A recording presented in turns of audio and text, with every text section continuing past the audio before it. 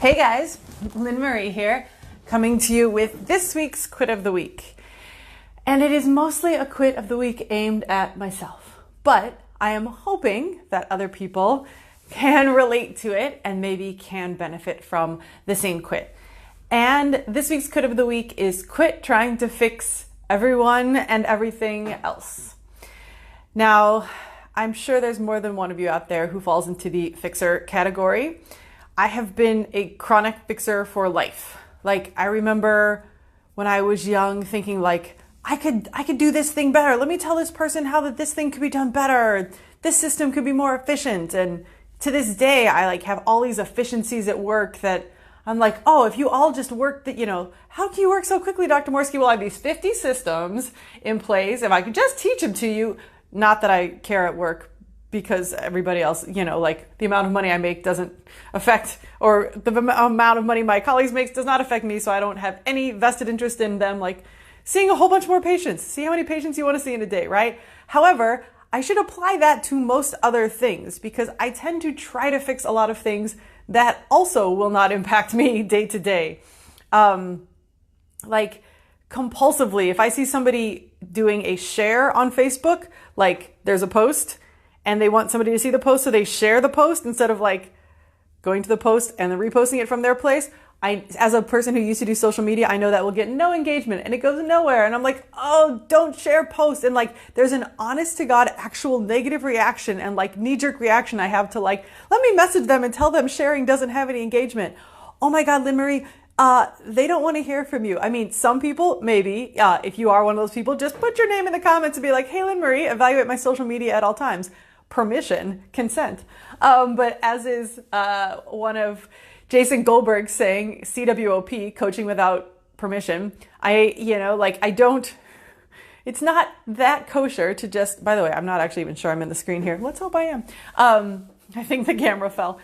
Anyway, it's not that kosher to just continuously give other people feedback on themselves or their actions or other situations, right? There is some weird gene in me that continues to feel compelled to do so regardless of that being the case. And so that is something I am working on. I am trying to stop fixing everybody else's everything. Now, for those of you who are my fixers out there, you may know what I go through. And some of it is maybe just some very low level OCD. If you know a thing is done best this way and you see it done another way, it's but there would be more order in the world if you just did it this way. Yes, but that's okay. It's part of the super type A, which I didn't really think I was, but in this instance, maybe so. The high performing, just let it go. Not everything has to be perfect all the time, right? Part of quitting perfectionism for yourself and quitting perfectionism for everybody else. Because a whole lot of the time, it just doesn't matter. That's what I have to continuously tell myself. Because as, good thinkers, we can probably think our way and rationalize and logic ourselves into a way that whatever we see that's going wrong actually does have some negative impact on us, right? I am great at this. I am like the 6 degrees of Kevin Bacon of 6 degrees of how this error I've seen on somebody random's Facebook is going to impact me, right? It's probably not. It's just a ridiculous exercise. And the reason this quit of the week came to me this week is because I had an interaction with a person who is, puts themselves out as a, coach type person. And the interaction, I thought there were some things about it that were not very, not things I would want a coach to be doing, let's say. Let's be very extremely generic here, right? And man, I have since that moment gone over the conversation in my head 700 times of what I would like to say to this person and how they came across and how I felt when they came across and how that's not necessarily how a coach should be coming across. I mean, I cannot tell you the ridiculous amount of glucose that my brain has burned over this imaginary conversation I'm dying to have to fix what this person did. And then finally I realized, oh my God, you have so many things to do in life. Why have you spent a minute thinking about this, right? Let it go. Let it go. Yes, this is where I rationalize. But he's going to do this to other people and they're going to feel the same way. And it's not a great way to coach other people. And I had definitely come up with a reason that I needed to fix this situation. Part of it was that. Part of it was that I feel as though in the personal development community, doesn't everybody want to know when they're doing a thing wrong so they can develop more? Newsflash, they don't. I was talking to my buddy Mark Goya yesterday, and we were talking about the Tony Robbins thing I'd gone to, and he was saying that he really appreciated that Tony Robbins had such candor.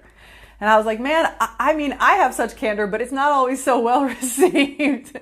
There's a level of fame and money you've got to get to before everybody wants your candor. But for sure, some people are like, Lynn Marie, stop fixing the things. Stop being so like overbearing about getting every little thing perfect, right?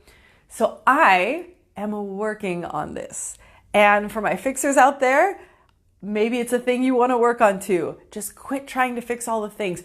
Yes, you can continue to try to fix all the things that actually affect you. But if you're anything like me and a little on the, like I said, I don't ever think of myself as OCD, but just in this one instance, realize the amount of energy you're spending that is not at all worth it to you. Like, if I change these people, what comes back to me? If somebody stops sharing on Facebook, how does that affect me? Or if they keep sharing on Facebook and not doing it right, how does that affect me?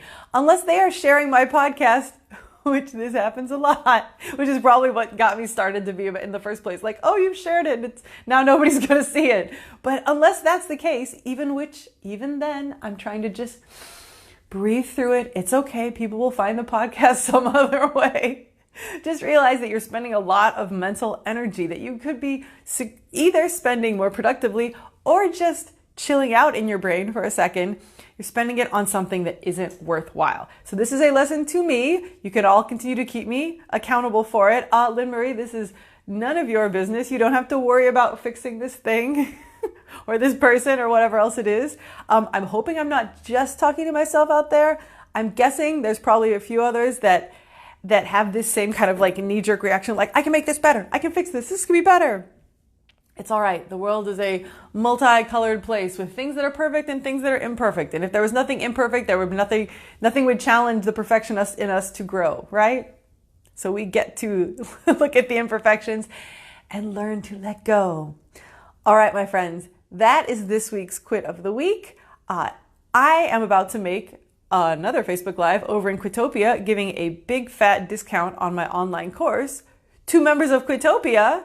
So if you would like to head on to Quitopia, hit join, then you could get this fantastic offer to Make Quit Happen, the online course, for next to nothing. Anyway, I hope this has been useful to somebody. Regardless, I will keep watching it myself and keep reminding myself to quit trying to fix other things. All right, until next week, my friends, happy quitting.